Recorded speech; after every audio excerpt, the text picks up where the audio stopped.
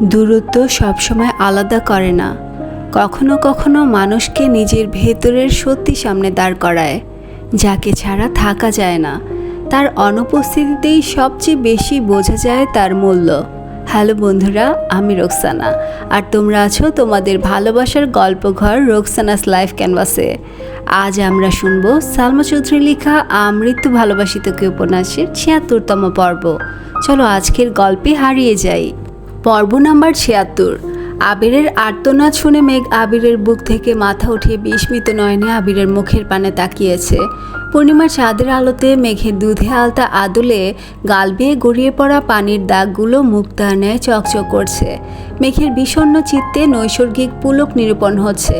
উদ্বিগ্ন আদল মুহূর্তেই বদলে গেছে মনোমুগ্ধতায়। আবিরের অন্তরের মর্মভেদী প্রদাহে প্রতিনিয়ত বিধ্বস্ত হওয়া অবসন্ন ধৃষ্টতায় মুহূর্তে স্তম্ভিত ফিরল। আবিরের অচঞ্চল চাহনি ছোট্ট মেঘের বুকের ভেতর আবদ্ধ হৃৎপিণ্ডটাকে ক্ষতবিক্ষত করে দিচ্ছে। মেঘের পিঠ থেকে হাত ছড়িয়ে আবির অতীব আত্মীয়তায় মেঘের দুচোখ মুছে দিয়েছে। মেঘ তখনও ছোট্ট হাতের সর্বশক্তি দিয়ে আবিরকে জড়িয়ে ধরে আছে। আবির গালের পানি মুছে দুহাতে মেঘের দুগালে হাত রেখে নীরের দৃষ্টিতে তাকিয়ে পূর্বের ন্যায় আবারও জিজ্ঞেস করল, ম্যাম, আমাকে কি 5টা মাস সময় দেয়া যাবে? আবিরের আজ্ঞাসূচক প্রশ্ন শোনা মাত্র মেঘের চোখ থেকে এক ফোঁটা অশ্রু গাল পর্যন্ত নামতেই আবির নিজের বৃদ্ধাঙ্গুলের সহিত সেই গতি থামিয়ে দিয়ে মুখে গম্ভীর ভাব বজায় রেখে বলল, মাস বাদ দিলাম, মাত্র 150 দিন হলে চলবে। ঘুম ভাঙলেই 149 দিন চলবে। মেঘের মুগ্ধ চাহনিতে আবারও বিষাদ নেমেছে। বুকের ভেতর তীব্র অভিমান জমেছে। অভিমানী মুখখানা দেখে আবিরের বুকের যন্ত্রণা তীব্র হতে শুরু করেছে। গত দিনগুলোতে মেয়েটাকে অবহেলা করে নিজেকে যতটা শক্ত রাখার চেষ্টা করেছিল, সে সব কিছু মুহূর্তেই পরিবর্তন হয়ে গেছে। আবির নিজেকে নিরুদ্ধ করতে আকাশের পানে তাকিয়ে দুচোখ বন্ধ করে সঙ্গোপনে দীর্ঘ নিঃশ্বাস ছাড়ল। হঠাৎ অনুভব করলো আবিরের পিঠ থেকে মেঘের দুহাত সরে গেছে। আবির তৎক্ষণাৎ চোখ মেলল। ততক্ষণে মেঘের শরীর হেলে পড়েছে। আবির তড়িৎ বেগে মেঘকে দুহাতে আঁকড়ে ধরে আর্তনাদ করে উঠল, আয় মেঘ, কি হয়েছে তোর? মেঘের নিস্তেজ দেহ আবিরের গায়ে পড়ে আছে। আবির অনর্গল ডাকছে, কিন্তু মেঘের হুঁশ নেই। মেঘকে কোলে নিয়ে সোফায় হেলান দিয়ে বসিয়ে দ্রুত পানি এনে মেঘের চোখে মুখে ছিটিয়ে দিচ্ছে আর অবিরত ডেকে যাচ্ছে। সকাল থেকে করা একের পর এক অনিয়ম, মনের বিরুদ্ধে সারা দিন উত্তপ্ত ক্ষিপ্রতায় নিজেকে প্রহত করার তীব্র প্রচেষ্টা, বুকের ভেতর কষ্ট চেপে রাখার উদ্যম, তার সঙ্গে অনাবশ্যক কান্নার ফলে মেঘের দেহ নিস্তেজ হয়ে পড়েছে। মিনিট 10 মধ্যে মেঘ পিটপিট করে চোখ মেলল। আবির ছাদের ফ্লোরে বসে মেঘের দুহাত আঁকড়ে ধরে আকুল কণ্ঠে ডেকেই যাচ্ছে। আবিরের বিধ্বস্ত চেহারা দেখে মেঘের বুকের ভেতরটা মোচড় দিয়ে উঠেছে। মনের অন্তরালে চলছে একের পর এক প্রশ্নের ছুটাছুটি, কিন্তু তার একটাও শ্বাসনালী পেরিয়ে মুখ পর্যন্ত আসতে পারছে না। আবির আকুল কণ্ঠে শুধালো, কি হয়েছে তোর? আবিরের প্রশ্নে মেঘের ধ্যান ভাঙে। চিবুক নামিয়ে আস্তে করে বলল, আমার মাথা কেমন করছে। আবির শ্বাস ছেড়ে নিজেকে ধাতস্থ করে উদ্বিগ্ন কণ্ঠে বলে উঠল, এত পাগলামি কেন করিস? তুই তো জানিস কাঁদলে তোর মাথা ব্যথা করে, শ্বাসকষ্ট হয়, তবে কেন এমন করিস? নিজের প্রতি যত্নশীল কবে হবি? আবিরের আদর মাখা একের পর এক প্রশ্ন শুনে মেঘের অভিমানী মনে রাশি রাশি অভিমান ভর করেছে। মুখটা আগের থেকেও বেশি চুপসে গেছে। মেঘ আবিরের দিকে তাকিয়ে উদাস ভঙ্গিতে বলল, আমি পৃথিবীর শ্রেষ্ঠ অনুৎকণ্ঠিত হব, নিজেকে প্রতিহত করে নিজে আশাহত হব। আবির মলিন হেসে বলল, আমাকে জ্বালাতে তোর খুব ভালো লাগে, তাই না?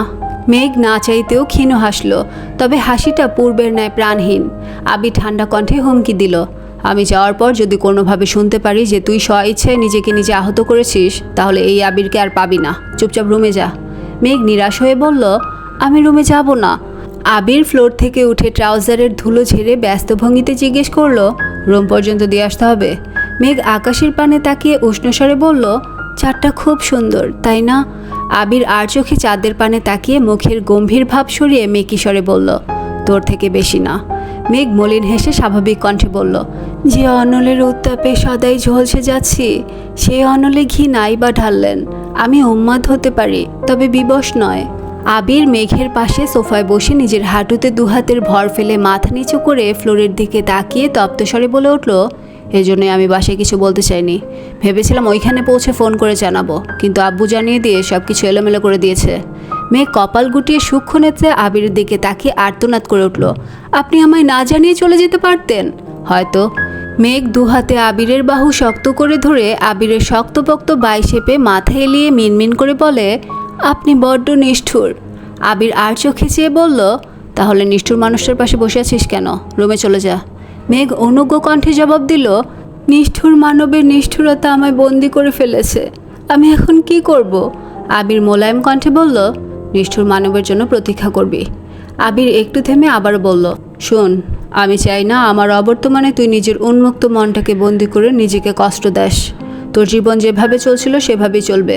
বন্ধু, আড্ডা, পড়াশোনা, তাছাড়া যা যা করতে ভালো লাগে সব করতে পারিস। যদি ঘুরতে ইচ্ছে করে তানবীরকে বললে নিয়ে যাবে। মন খারাপ লাগলে ফুব্বির সাথে দেখা করে আসিস। সব থেকে বড় কথা, যদি কখনো আমার সাথে কথা বলতে ইচ্ছে করে তাহলে নির্দ্বিধায় কল দিস, হোক রাত 2টা কিংবা দুপুর 12টা। তোর যখন ইচ্ছে হবে তখনই কল দিবি, যা ইচ্ছে তাই বলতে পারবি। যদি মাঝরাতে টিকটিকি কিংবা ব্যাঙের স্বপ্নে ঘুম ভাঙে আর সেই স্বপ্নের কথা শেয়ার করতে ইচ্ছে হয় তবে সঙ্গে সঙ্গে আমায় কল দিবি। সবসময় মনে রাখবি, কোথাও কেউ একজন তোর চিন্তায় নিরন্তর মগ্ন আছে। মেঘ নিশ্চুপ বসে আছে। আবির গলা খাকারি দিয়ে আস্তে করে বলল, সেই সাথে লাস্ট ওয়ার্নিং দিচ্ছি, আমি চলে যাওয়ার পর আমার নিষেধাজ্ঞা অমান্য করে যদি নিজেকে কষ্ট দেস তবে আমি আবির তোকে চিনি না, মাইন্ড ইট। মেঘ আবিরের হাত ছেড়ে সোজা হয়ে বসেছে। প্রিয় মানুষের সঙ্গ পেতে মনে সায় দিলেও আজ শরীরটা সায় দিচ্ছে না। সারাদিনের উদ্দামতা মেঘের চোখে মুখে ফুটে উঠেছে। মাথা অনবরত ঘুরছে, চোখে ঝাপসা দেখছে। নিজের সাথে নিজে বিগ্রহ করেও ঠিক থাকতে পারছে না। একবার মাথা চেপে ধরছে, একবার আকাশের পানে তাকাচ্ছে, আবার আবিরকে দেখছে। মেঘের অস্থিরতা বুঝতে পেরে আবির শান্ত স্বরে শুধাল, শরীর কি বেশি খারাপ লাগছে? মেঘ উপর নিচ মাথা নেড়ে বলল, হ্যাঁ, ঘুমালে হয়তো ঠিক হয়ে যাবে, চল তোকে রুমে দিয়ে আসি। মেঘ শক্ত কণ্ঠে বলে উঠল, আমি রুমে যাব না, এখানেই থাকবো। আবির নড়ে চড়ে পায়ের ওপর পা তুলে বসে মেঘকে কাছে টেনে আবিরের উড়ুতে শুয়ে দিয়েছে। আকস্মিক ঘটনায় মেঘে সর্বাঙ্গ শিহরিত হচ্ছে। বুকের ভেতরে টালমাতাল অবস্থা সামলাতে বারংবার ব্যর্থ হয়ে যাচ্ছে। আচমকা আবিরের সংস্পর্শ মেঘকে নাজেহাল করে তুলছে। তবে আবিরের সেদিকে বিশেষ মনোযোগ নেই। আবির ব্যস্ত মেঘের লম্বা চুল সামলাতে। মেঘের বুকের বাপাশের হৃৎপিণ্ডের কম্পন বাহির থেকে শোনা যাচ্ছে। লজ্জায় আড়ষ্ট হয়ে চোখে খুলতে পারছে না। সেই সঙ্গে শরীরের দুর্বলতার জন্য ওঠার চেষ্টাও করতে পারছে না। আবিরের এক হাত মেঘের চুলে, খুব যত্ন সহকারে মেঘের মাথায় হাত বুলিয়ে দিচ্ছে। মেঘ ভেতরে ভেতরে আবিরের কোল থেকে ওঠার চেষ্টা করছে, আস্তে আস্তে সাইডে সরে যাচ্ছে। আচমকা আবির অন্য হাতে মেঘের পেটের পাশে হাত রেখে মেঘের শরীর সোফার মাঝ বরাবর এনে উষ্ণ স্বরে বলল, কথা না শুনলে সোজা রুমে ফেলে দিয়ে আসবো, তারপর কান্নাকাটি করবি না, বলে দিলাম। আবিরের উষ্ণ স্পর্শে মেঘের নিঃশ্বাস আটকে গেছে। সেই সঙ্গে ভারী কণ্ঠের হুমকিতে মেঘ সম্পূর্ণ শান্ত হয়ে গেছে। চোখ বন্ধ করে ঘন ঘন শ্বাস ছাড়ছে। আবির মেঘের মাথায় হাত বুলিয়ে দিচ্ছে, সেই সঙ্গে মেঘকে শীতল কণ্ঠে বোঝাচ্ছে। আবিরের বিস্তর আলাপচারিতার পর মেঘ ধীরে ধীরে চোখ মেলল। উজ্জ্বল আলোতে আবিরের মায়াময় মুখখানায় তাকিয়ে মনে মনে আড়ল, এত কথা বলতে পারছেন, অথচ একবারের জন্য কি ভালোবাসি শব্দটা বলা যায় না? সারা জীবনের জন্য আমাকে আপনার ভালোবাসার চাদরে মুড়িয়ে নেওয়া যায় না? আবির শান্ত স্বরে জিজ্ঞেস করলো, কি ভাবছেন? মেঘ চোখ সরিয়ে মুচকি হেসে বলল, কিছু না। মেঘ অসীম আকাশে জলজল করা চাঁদের পানে চেয়ে আছে, আর আবিরের নেশাক্ত দৃষ্টি তাকিয়ে আছে মেঘের মায়াবী আদলে। আবিরের বুকের বাপাশে যেই চাঁদের অবস্থান, সেই চাঁদ আজ আবিরের কোলে শুয়ে আছে। আবির না চাইতেও আজ তার একান্ত চাঁদের রূপ আর মায়ায় নিজেকে জাহির করতে বাধ্য হয়েছে। বেসামাল দশার কত সময় পেরিয়েছে সেদিকে কারোর হুঁশই নেই। আবিরের আত্মীয়তায় একসময় মেঘ আবিরের কোলে শুয়ে গভীর ঘুমে আচ্ছন্ন হয়ে গেছে। আবির তখনও মায়াবী দৃষ্টিতে মেঘের ঘুমন্ত মুখখানা দেখছে। প্রায় শেষ রাতের দিকে আবির মেঘকে তার রুমে নিয়ে গেছে। আবির মেঘের মাথায় হাত বুলিয়ে আলতোভাবে মেঘের কপালে একটা চুমু খেয়ে ভেজা কণ্ঠে বলল, খুব মিস করবো তোকে। আবির উঠে যেতে নিলে মেঘ ঘুমের ঘোরেই আবিরের টি শার্ট খামচে ধরেছে। আবির উঠতে চেয়েও থমকে গেছে। এই হাত ছাড়িয়ে চলে যাওয়া আবিরের পক্ষে অসম্ভব, তাই চুপচাপ মেঘের পাশে বসে পড়েছে। সকাল হয়ে গেছে। মেঘ আধ ঘুমে থেকেই আশেপাশে তাকিয়ে নিজেকে রুমে আবিষ্কার করলো। তৎক্ষণাৎ ঘড়ির কাঁটা টিকটিক করে উঠল। মেঘ চোখ ঘুরিয়ে ঘড়ির দিকে তাকাতেই দেখলো ঘন্টার কাঁটা ঠিক 11টায়। মেঘ এক লাফে শোয়া থেকে উঠে আগপাছ না ভেবেই বিছানা থেকে নেমে ছুটতে শুরু করলো। মাথা ঘুরছে, চোখ অন্ধকার হয়ে আসছে, তবুও মেঘ থামছে না। রুম থেকে বেরিয়ে বেলকনি পেরিয়ে আবিরের রুমের সামনে এসে থমকে দাঁড়ালো। রুমের দরজা আটকানো, দরজার বাহিরে জলজল করছে একটা সিলভার রঙের তালা। মেঘ দীর্ঘ নিঃশ্বাস ছেড়ে বুকে হাত রেখে এক পা করে পেছাতে শুরু করলো। দু চোখ ছলছল করছে, সদ্য ঘুম ভাঙায় ঠিক মতো তাকাতে পারছে না। আচমকা আবারও ছুটতে শুরু করেছে। পাবে না জেনেও তানভীর মিম সহ নিচের প্রতিটা রুমে আবিরকে খুঁজছে। এমনকি বাড়ির মেন গেট পর্যন্ত ছুটে গেছে। বাসায় তেমন কোনো মানুষই নেই। মিম আদি স্কুলে, তানভীর নিজের কাজে ব্যস্ত, মোজাম্মেল খানরা অফিসে, হালিমা খান আর মালিহা খান ডাক্তারের কাছে গেছেন, আকলিমা খান নিজের রুমে ঘুমাচ্ছেন। মেঘ মেন গেট থেকে এক দৌড়ে ছাদে গিয়ে সোফার কাছে গিয়ে থামলো। গতরাতে যে সোফায় আবিরের কোলে মাথা রেখে শুয়েছিল সেই সোফার সামনে ফ্লোরে বসে হাউমাউ করে কান্না শুরু করেছে। সূর্যের প্রখর আলো মাথার উপরে চলে এসেছে। গতকালকে রেস্টটাই ঠিক মতো কাটেনি, তার মধ্যে আজও তাই করছে। মেঘকে থামানোর জন্য আবির, তানভীর, মিম কেউই আজ উপস্থিত নেই। মেঘ চিৎকার করে কাঁদছে, কাঁদতে কাঁদতে বারবার দম আটকে যাচ্ছে, তবুও থামছে না। রোদের তাপে সারা শরীর ঘেমে একাকার অবস্থা, তার উপর চুল ছড়িয়ে বসে আছে। ঘন্টা দুয়েক পর মেঘ আবারও দৌড়ে রুমে গেছে। রুমে ঢুকতেই চোখ পড়ে টেবিলের উপর একটা চিরকুটে ছোট করে লেখা, ভোরের স্বপ্নের মতোই সত্যি হয়ে ফিরব কোনো এক অবসন্ন অপরাহ্নে, অপেক্ষায় থেকো মাই ডিয়ার স্প্যারো। ওয়ার্ড্রোব থেকে আবিরের সেই সাদা শার্টটা বের করে চিরকুট হাতে ধপ করে ফ্লোরে বসে দু হাতে শার্ট জড়িয়ে ধরে আবারও কাঁদতে শুরু করেছে। গতরাতে আবিরের এত করে বোঝানো সব কথা ভুলে গগন কাঁপানো কান্নায় ব্যস্ত হয়ে পড়েছে। 2টার দিকে তানভীর বাসায় আসছে। কাকিয়াকে জিজ্ঞেস করে সরাসরি রান্নাঘর থেকে খাবার নিয়ে মেঘের রুমের সামনে হাজির হয়েছে।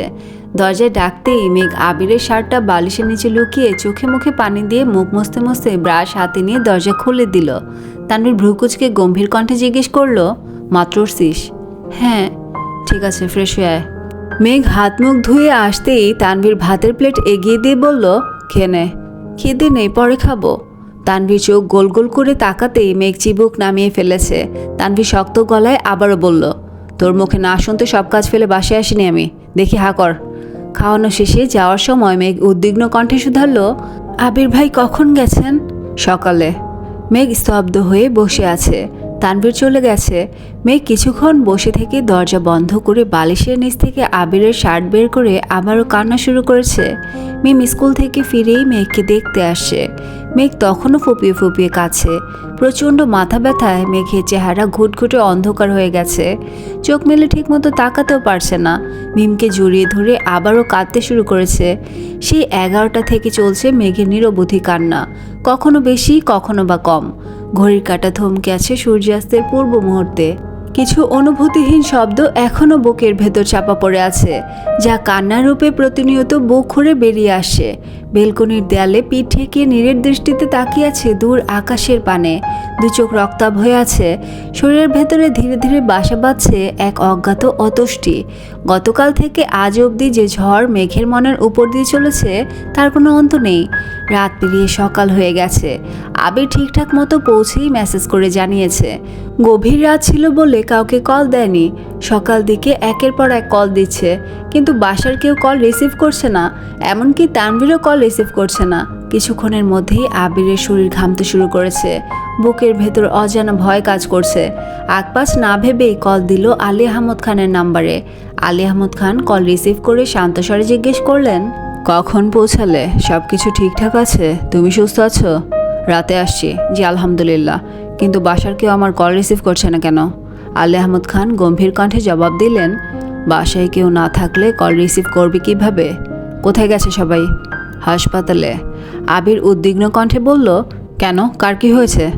আলী আহমদ খান উদাস ভঙ্গিতে বললেন, গতকাল রাত থেকে মেঘ মামনির জ্বর, মাথা ব্যথা, এক পর্যায়ে প্রচণ্ড শ্বাসকষ্ট শুরু হয়েছে, তাই বাধ্য হয়ে রাত 2টার দিকে হাসপাতালে নিয়ে গেছে। বাসা সবাই এখনও হাসপাতালেই। আশঙ্কায় আবিরের আখি যুগল রক্তাভ হয়ে উঠেছে। উদ্বিগ্ন আদল বদলে মুহূর্তেই রুদ্রমূর্তি ধারণ করেছে। বুকের ভেতর অবস্থিত হৃৎপিণ্ডটা ভয়ঙ্কর রকমে কাঁপছে। কপাল গুটিয়ে রুমের ছাদের দিকে তাকিয়ে সবটুকু শক্তি দিয়ে দীর্ঘ নিঃশ্বাস ছাড়ল। আবিরের অক্ষিপট ভিজে আসছে। আলী আহমদ খান কোমল কণ্ঠে বললেন, আমি আসার সময় দেখে আসছি ঘুমাচ্ছে, তুমি বরং তানভীরকে কল দাও। আবির আস্তে করে গলা খাকারি দিয়ে গম্ভীর কণ্ঠে বলল, ঠিক আছে, রাখছি। আবির কল কেটে সঙ্গে সঙ্গে তানভীরের নাম্বারে কল দিল। আগেও বেশ কয়েকবার দিয়েছে, কিন্তু তানভীর কল রিসিভ করেনি। ভেতরের ক্রোধ আবিরের তামাটে চেহারায় স্পষ্ট ভেসে উঠছে। 3বারের মাথায় তানভীর কল রিসিভ করলো। তানভীর কিছু বলার আগেই আবির রাগান্বিত কণ্ঠে চেঁচিয়ে উঠল, তোরা 2 ভাই বোন কি শুরু করছিস? আবিরের রাগান্বিত কণ্ঠ শুনেই তানভীরের অন্তরাত্মা শুকিয়ে যাচ্ছে। ঢোক গিলে ভীতু গলায় বলল, সরি ভাইয়া, একটু ব্যস্ত ছিলাম। আবির পূর্বের ন্যায় আবারও বলে উঠল, কিসের ব্যস্ততা দেখাচ্ছিস? তোর বোন হাসপাতালে ভর্তি, এটা আমাকে জানানোর মতো সময় তোর নেই। এত ব্যস্ততা তোর? তানভীর ব্যস্ত ভঙ্গিতে জানতে চাইল, তোমাকে কে বলছে? আবির ক্রোধে ফুঁসে উঠল, বিরক্তি নিয়ে বলল, বাহ, তার মানে তুই আমাকে জানাতে চাইছিলি না? তানভীর আমতা আমতা করে বলতে শুরু করলো, বিষয়টা এমন না, তুমি এতটা জার্নি করে গেলে, ওই অবস্থায় রাতে তোমাকে জানালে তুমি শুধু শুধু দুশ্চিন্তা করতে, সেজন্য বলিনি। আবির গম্ভীর স্বরে বলল, ও আচ্ছা, তোর বোন অসুস্থ, এমনকি হাসপাতালে ভর্তি, এটা আমার জন্য খামাখা দুশ্চিন্তার বিষয়। খুব ভালো বলছিস। তানভীর খুব শান্ত গলায় বলল, ভাইয়া প্লিজ তুমি মাথাটা ঠান্ডা করো। বোনের শ্বাসকষ্ট এখন অনেকটাই কমেছে, মানসিক প্রেশার আর অতিরিক্ত কান্নাকাটি করা এমনটা হয়েছে। ডাক্তার বলেছেন সিরিয়াস কিছু না, তবে। আবির হুঙ্কার দিয়ে উঠল, তবে কি? ডাক্তার আশঙ্কা করছেন এভাবে চলতে থাকলে বড় কোনো রোগের সম্ভাবনা আছে। আবির দীর্ঘ নিঃশ্বাস ছেড়ে রাশভারী কণ্ঠে বলে উঠল, তোরা 2 ভাই বোন মিলে আমাকে খুন করে ফেললে আজ এই দিনটা দেখতে হতো না। তোর বোনকে এতটা সময় নিয়ে বুঝিয়েছি, বারবার ওয়ার্নিং দিয়েছি, অথচ তোর বোন আমার কথার কী প্রতিদান দিল? আসার আগে তোকে 100 বার বলেছি ওকে একা ছাড়িস না। তারপর তুই একা ছেড়ে দিলি। আব্বু চাচুর মতো তোরাও প্রমাণ করে দিলি আমি মানুষটা অপরিচিত আর আমার অভিপ্সাগুলো বড্ড ঠুনকো। তোদের আচরণে নিজেকে আজ পৃথিবীর শ্রেষ্ঠ অপকৃষ্ট মানব মনে হচ্ছে। যেখানে সামান্যতম মূল্য আমার নেই, সেখানে কথা বলা আমার শোভা পায় না। ভালো থাকিস, আর তোর বোনকে যত্নে রাখিস। আল্লাহ হাফেজ। এক আকাশ সম অভিমান নিয়ে আবির কথাগুলো বলেছে। তানভীর কিছু বলার আগেই আবির কল কেটে দিয়েছে। কল ব্যাক করতে করতে আবির ফোন বন্ধ করে ফেলেছে। এদিকে মেঘের শরীরের অবস্থা এখনও অনেকটাই খারাপ। আবির যাতে দুশ্চিন্তা না করে তার জন্য তানভীর ইচ্ছেকৃত কোনো কিছু বলতে চায়নি, অথচ তাই হলো। আবির, মেঘ আর তানভীর দুজনকেই ভুল বুঝে কল কেটে দিয়েছে। মেঘের এই সমস্যা ছোট থেকেই ছিল। বাসায় কোনো বিষয়ে খুব বেশি বকা খাওয়া কিংবা পরীক্ষায় রেজাল্ট খারাপ হওয়া, ছোটবেলায় আবিরের হাতে থাপ্পড় খাওয়ার পর সপ্তাহখানেক জ্বরে ভোগা, এগুলো হরহামেশাই হয়ে থাকে। কিন্তু ইদানিং তার সাথে যোগ হচ্ছে শ্বাসকষ্ট নামক এক গুরুতর সমস্যা। আবির কাছ থেকে রিয়াকে না দেখলেও রাকিবের মুখে বরাবরই রিয়ার অসুস্থতার কথা শুনে এসেছে। সেই আতঙ্কে মেঘকে সবসময় দূরে দূরে রাখতে চেয়েছে, কিন্তু মেঘের অপরিমেয় আত্মতা আর অনুরাগে ধীরে ধীরে নিজেকে জাহির করতে বাধ্য হয়েছে, যার ফলশ্রুতিতে আজ এই দিনটার মুখোমুখি হতে হয়েছে। তানভীর রুমে এসে মেঘের পাশে একটা চেয়ারে বসে অনুষ্ণ দৃষ্টিতে মেঘের ঘুমন্ত আদলে চেয়ে আছে। হালিমা খান মেঘের মাথায় অনবরত জল পটে দিচ্ছেন, মুখে অক্সিজেন মাস্ক লাগানো। মালিহা খান হাতে পায়ে মালিশ করছেন। মোজাম্মেল খান কাছে একটা চেয়ারে চুপচাপ বসে আছেন। তানভীর মেঘের দিকে তাকিয়ে থেকেই মনে মনে বলল, চোখের সামনে বোনের স্বপ্নময় জীবনটাকে প্রতিনিয়ত ধ্বংস হতে দেখছি, হাসির আড়ালে কষ্ট লুকাতে দেখছি। এই অবস্থায় আমি তাকে ঠিক কী বলে সান্ত্বনা দিতাম? মুখের উপর ধমক দিতে গেলে আগে নিজের কলিজায় আঘাত লাগে। আমি তো সর্বোচ্চ চেষ্টা করেছি, কিন্তু তবুও ঠিক রাখতে পারিনি। আমি সত্যি দুঃখিত ভাইয়া। তানভীর চেয়ারে বসে আবিরকে একের পর এক মেসেজ দিচ্ছে, বিস্তারিত সব ঘটনা বলেছে, কিন্তু আবিরের কোনো রেসপন্স নেই। মোজাম্মেল খান তানভীরকে উদ্দেশ্য করে হঠাৎই তপ্তস্বরে জিজ্ঞেস করলেন, আবিরের সাথে কথা হয়েছে? ওকে ঠিকমতো পৌঁছেছে? তানভীর মাথা নিচু করে ধীর কণ্ঠে বলল, হ্যাঁ। মেঘের অসুস্থতার কথা জানিয়ে দিয়েছ? তানভীর ভারী কণ্ঠে জবাব দিল, আমি জানাইনি, তবে হয়তো বড় আব্বু জানিয়েছে। মোজাম্মেল খান কপাল গুটিয়ে গম্ভীর কণ্ঠে বললেন, ভাইজানের কী দরকার ছিল ছেলেটাকে জানানোর? শুধু শুধু দুশ্চিন্তা করবে। আব্বুর চিন্তাভাবনার সাথে তানভীরের চিন্তাভাবনা মিলে গেছে দেখে তানভীর মাথা নিচু রেখে নিঃশব্দে হাসল। এক সায়ান্নে মেঘ বেলকনিতে দাঁড়িয়ে বিষণ্ণ চিত্তে দূরের একটা ল্যাম্পপোস্টের ক্ষুদ্র পরিসরের আলোর পানে অপলক দৃষ্টিতে চেয়ে আছে। 1 সেকেন্ডের জন্য পলক ফেলতেও বেমালুম ভুলে গেছে। 5 দিনের প্রখর অসুস্থতা অবসহন করে আজ মেঘের শরীরের অবস্থা কিছুটা ভালো হয়েছে, তবে মনের অবস্থা এখনও দুর্বিষহ। এই 5 দিনে জ্বরের ঘরে দুনিয়াবি কোনো হদিস ছিল না মেঘের। আজ সন্ধ্যের আগে আগে বিছানা থেকে উঠে বেলকনিতে এসে দাঁড়িয়েছে। গত 5 দিনে না দেখেছে সূর্যোদয় আর না সূর্যাস্ত। আবির বাড়ি নেই 6 দিন হলো। এর মধ্যে আবিরের কণ্ঠস্বর পর্যন্ত শুনেনি। দীর্ঘ সময়ের ঘোর কাটিয়ে ক্লান্ত শরীর নিয়ে গুটি গুটি পায়ে রুমে গেল। টেবিলের ওপর ফোনটা বন্ধ অবস্থায় পড়ে আছে।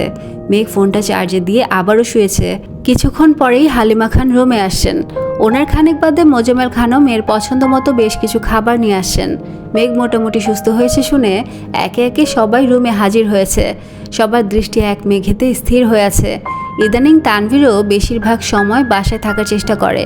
মোজাম্মেল খান আহ্লাদি কণ্ঠে মেয়েকে একের পর এক খাবার সাধছেন। আলী আহমদ খান টুকিটাকি কথা বলছেন। ওনাদের সঙ্গে মালিহা খানও এটা সেটা বলছেন। হালিমা খান মেঘের মাথার পাশে বসে চুপচাপ মেয়ের মাথায় হাত বুলিয়ে দিচ্ছেন। তানভীর দরজার পাশে দেয়ালে পিঠ ঠেকিয়ে দাঁড়িয়ে আছে। গত কয়েকদিনে আবিরের মাথা ঠান্ডা করতে তানভীর সহ রাকিব, রাসেল, লিমনরা সবাই যথাসম্ভব চেষ্টা করেছে, কিন্তু আবিরের রাগ কমার বদলে উল্টো বেড়েই চলেছে। তাদের একের পর এক আহ্লাদি কথা শুনেই মেঘ মুগ্ধ নয়নে তাকিয়ে আছে। পুরো রাজ্যের কথার ভিড়ে কারো মুখে একবারের জন্য আবিরের নামটা উঠছে না। মেঘ সবাইকে এক নজর দেখে মলিন হেসে মনে মনে আড়ালো, ওরা এমন কেন বোঝে না, ওরা আসল কারণ খোঁজে না। মেঘের দু চোখ ছলছল করছে, চোখের কার্নিশ ঘেঁষে এক ফোঁটা অশ্রু কানের লতি পেরিয়ে গেছে। হালিমা খান উদ্বিগ্ন কণ্ঠে শুধালেন, কাঁদছিস কেন? মেঘ দু আঙুলে চোখের পাশের পানির দাগ মুছে একগাল হেসে বলল, কই কাছে না তো। সবাই সবার মতো চলে গেছে। হালিমা খান মেঘের পাশে বসে আছেন। তানভীর একটু পরপর এসে দেখে যাচ্ছে। চার্জ থেকে ফোন খুলে মেঘ ফোন ওপেন করলো। হালিমা খান তখনও মেয়ের পাশেই বসা। মেঘ একে একে কল লিস্ট, সোশ্যাল মিডিয়া সব চেক করলো, কিন্তু কোথাও আবিরের কোনো মেসেজ নেই। এমনকি আবির কোথাও সক্রিয় নেই। এক রাশ আশা নিয়ে মেঘ ফোনটা হাতে নিয়েছিল, অথচ রেখেছে এক রাশ হতাশা নিয়ে। বুকের ভেতর ছোটাছুটি করা অদৃশ্য অনুভূতিরা প্রতিনিয়ত কোমল হৃদয়ে তীরের ন্যায় আঘাত করছে। তীব্র অভিঘাত সহ্য করতে না পেরে মেঘ মায়ের কোলে মাথা রেখে নিঃশব্দে কাঁদতে শুরু করেছে। 5 মিনিট পরেই মোজাম্মেল খান হাতে ফোন নিয়ে রুমে আসছেন। ফোনটা হালিমা খানের হাতে দিয়ে স্বাভাবিক কণ্ঠে বললেন, আবিরের সাথে কথা বলো। হালিমা খান ফোন কানে নিতেই ওপাশ থেকে আবিরের কণ্ঠস্বর কানে বাজল, আসসালামু আলাইকুম। আবিরের কণ্ঠ শোনা মাত্র মেঘ চোখ মেলে আম্মুর মুখের দিকে তাকালো। হালিমা খান শীতল কণ্ঠে বললেন, ওয়ালাইকুম আসসালাম, কেমন আছিস? আলহামদুলিল্লাহ ভালো, তোমরা কেমন আছো? আমরা আর কেমন থাকবো, 5 দিন পর আজকে মেঘের একটু হুঁশ আসছে। এই মেয়েকে নিয়ে কি করব না করব কিছুই বুঝতে পারছি না। তোর কি অবস্থা? তোকে কল দিলে পাওয়া যায় না? ওখানে গিয়ে আমাদের কথা মনেই পড়ে না নাকি? আবির মৃদুস্বরে বলল, সব কিছু গুছাতে একটু সময় লাগছে। মেঘের ভেজা চোখের নীরের দৃষ্টি দেখে হালিমা খান মোলায়েম কণ্ঠে বললেন, মেঘের সাথে কথা বলবি? ফোন দিব ওকে? আবির ভারী কণ্ঠে বলল, এখন একটু ব্যস্ত আছি, পরে কথা বলবো, রাখছি, আল্লাহ হাফেজ। আবির সঙ্গে সঙ্গে কল কেটে দিয়েছে। মেঘ অবাক লেচনে আম্মুর মুখের পানে চেয়ে আছে। মোজাম্মেল খান স্বাভাবিক কণ্ঠে বললেন, মেয়েকে খাইয়ে দাও, ওষুধ খাওয়াতে হবে তো। হালিমা খান খাবার আনতে নিচে গেছেন। এই সুযোগে মেঘ ফোন হাতে নিয়ে আবিরের নাম্বারে কল দিল। একবার দুবার নয়, টানা 6 বার কল দিয়েছে, অথচ কল রিসিভ হচ্ছে না। আজ পর্যন্ত এমন ঘটনা কখনো হয়নি। আবিরের ফোন খোলা থাকলে আর ফোনের কাছে থাকলে মেঘের কল কখনো মিস হয় না, অথচ আজই তার ব্যতিক্রম ঘটেছে। মেঘের বুকের ভেতর অজানা ভয় হানা দিচ্ছে। একটু পরেই বন্যা কল দিল। বন্যার সাথে 2 থেকে 3 মিনিট কথা বলেছে। এর মধ্যে হালিমা খান খাবার নিয়ে চলে আসছেন। হালিমা খান স্বাভাবিক কণ্ঠে জিজ্ঞেস করলেন, কে কল দিয়েছে? বন্যা। ও, মেয়েটা ওই দিন তোকে দেখতে হাসপাতালে গিয়েছিল, কিন্তু তোর অবস্থা খারাপ ছিল, তাই হয়তো বুঝতেই পারিসনি। মেঘ উদাস ভঙ্গিতে জিজ্ঞেস করলো, বন্যা হাসপাতালে গিয়েছিল? হ্যাঁ। মেঘ আস্তে করে বলল, ও। মেঘ রাতে ঘুমানোর আগ পর্যন্ত বেশ কয়েকবার আবিরকে কল দিয়েছে, অনেকগুলো মেসেজও দিয়েছে, কিন্তু আবির মেসেজ কল কোনো কিছুতেই রেসপন্স করছে না। এই ছিল আজকের আমৃত ভালোবাসি তোকে উপন্যাসের 76তম পর্ব। সময় অনেক কিছু বদলে দেয়, কিন্তু কিছু সম্পর্ক বদলায় না, শুধু তাদের প্রকাশ বদলে যায়। আজকের গল্প হয়তো একটা নতুন পরীক্ষার শুরু, যেখানে ভালোবাসাকে প্রমাণ দিতে হয় দূরত্বের মাঝেও। ভিডিওটি ভালো লাগলে অবশ্যই লাইক, কমেন্ট ও শেয়ার করে দিও। পরবর্তী অধ্যায়গুলো শুনতে চাইলে চ্যানেলটি সাবস্ক্রাইব করে পাশে থাকা বেল আইকনটি অন করে রাখো। আজকের মতো এখানে বিদায় নিচ্ছি, আবার ফিরে আসবো পরবর্তী অধ্যায়টি নিয়ে। ততক্ষণ পর্যন্ত ভালো থেকো, সুস্থ থেকো, নিজের যত্ন নিও। আল্লাহ হাফেজ।